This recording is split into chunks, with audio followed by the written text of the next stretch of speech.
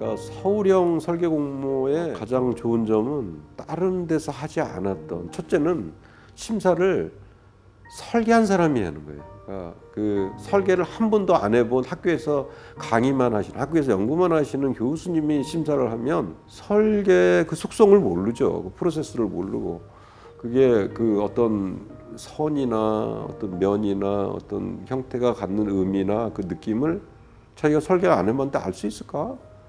아주 천재적인 뭐런 감각이 있어서 아는 분도 계시겠지만 대부분의 경우가 그걸 다 읽어내기가 쉽지 않아요. 물론 투시도도 있고 안에 뭐 설명문도 있고 그렇지만 설계자가 아니면 그걸 100% 읽어낼 수가 없어요. 근데 서울형 설계 공모제도의 정말 잘한 점은 설계를 제일 잘하는 사람들을 모집했어요. 1년에 한 번씩. 그래서 서울시 공공건축가.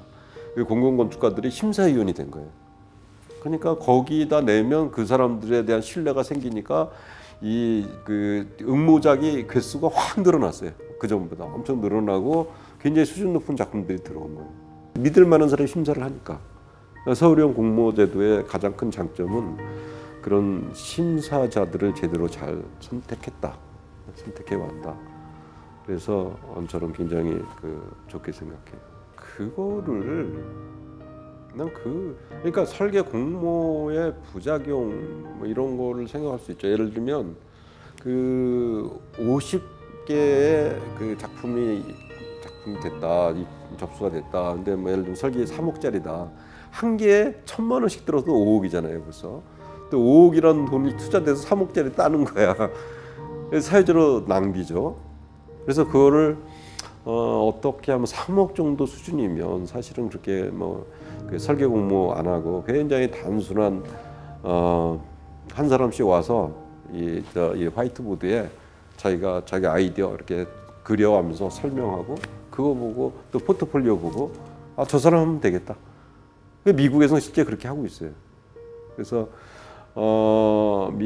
캐나다에서 그 랭코라스였던가 누가 그 조경 그 공원 설계하는 건데 아무것도 안 하고 그냥 맨몸으로 가서 화이트보드 갖다 달라고 그래서 거기서 그리면서 당선됐어. 그래서 자기 그 작품을 했어요. 그거 돈 안 들이잖아요. 근데 그거를 다 그냥 뭐 보드 그 패널 그 A1짜리 이거 막 2장 3장 하고 보고서 쓰고 투시도 그리고 막 1,000만 원만 들겠어요. 인건비 따지면. 그러니까 그거는 그러니까 설계 잘하는 사람이 심사위원이기 때문에 갖는 단점이 아니고 설계 공모 제도를 프로젝트에 따라서 훨씬 다양하고 훨씬 더 좀 이렇게 낮은 수준의 과정을 거쳐서 당선시키는 거 이런 게 되게 필요하죠. 그래서 젊은 건축가 새로운 자기 실적 없어도 자기가 뭔가를 해볼 수 있는 기회를 갖는 게 설계 공모거든요. 근데 그거 너무나 내가 감당하기에는 막 1,000만 원씩 들여서 냈는데 한 3번 영업 떨어지면 누가 할 수 있겠어요? 못해요. 겁나서 못해 더 이상. 그냥 어디 딴 무슨 쌍고래도 뭐 알바래도 이렇게 생각하는 거지 못하잖아요. 근데 예를 들면 그냥 한번 아이디어 와서 내봐라.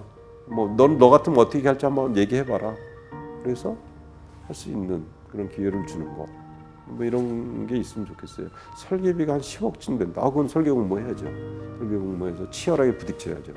10억짜리 따고 싶으면 그 정도 노력은 해야 되는데 3억짜리 따고 싶으면 훨씬 가볍게 A4 아니면 A3 한 3-4장 작업해서 아이디어 쓰고 자기가 그려서 그거 내서 그거 보고 당선시키고 떨어지고 하면 그거 억울하지 않죠. 그건 떨어져도 그건 10번이라도 20번이라도 할 수 있을 것 같아.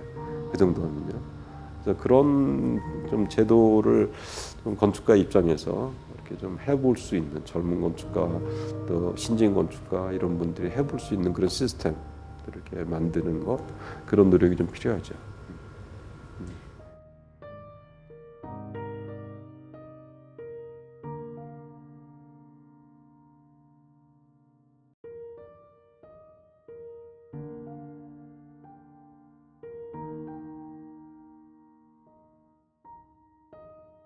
저는 기본적으로 심사위원이 누구냐에 따라 그 프로젝트가 향방이 정해진다고 봐요.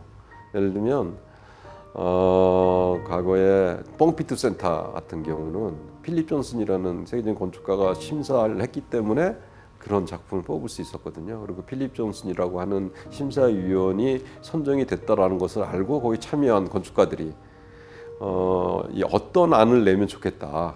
그 방향을 정할 수 있고 그거에 더 잘 맞는 그런 작품을 하기 위해서 굉장히 애를 쓰는 거거든요. 근데 누군지 모르면 도대체 그냥 내 마음대로 내서 되면 좋고 아니면 말고 하는 거 좀 너무나 뜬금없는 얘기잖아요.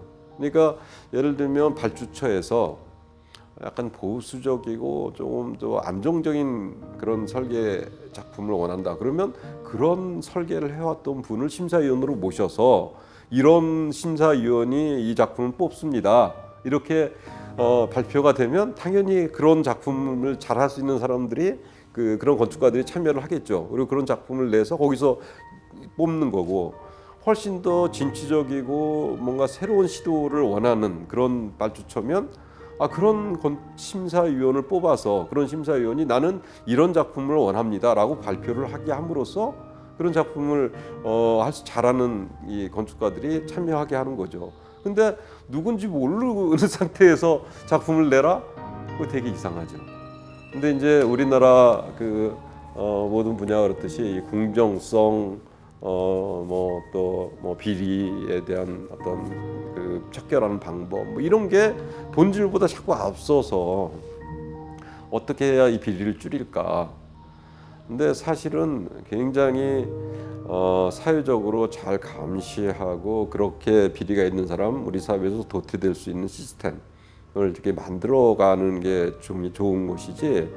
아예 그걸 차단한다고 지금처럼 깜깜이 아무도 모르게 누군지도 모르는 상태에서 누가 심사할지 몰래. 심사자라는 거는 심사 기준을 얘기하는 거거든요. 근데 심사자가 모르는데 심사 기준을 모르는데 내가 어떻게 점쟁이도 아니고 어떻게 맞추냐 이거죠. 심사 과정을 공개하는 거, 좋아요, 그거 동의해요. 그리고 컴피티터들이 다 자기가 그 가치 있는 자리에서 자기는 어떻게 했습니다 발표하고 충분히 드러낼 수 있게 하는 게 저는 그건 굉장히 작업을 해온 사람에 대한 존중이라고 봐요. 그러니까 그건 좋은데 심사자가 모르는 상태에서 뭔가 이 심사안을 낸다. 이거는 굉장히 말하자면 후퇴시키는 건축의 발전을 후퇴시키는 그런 결정이라고 생각해요.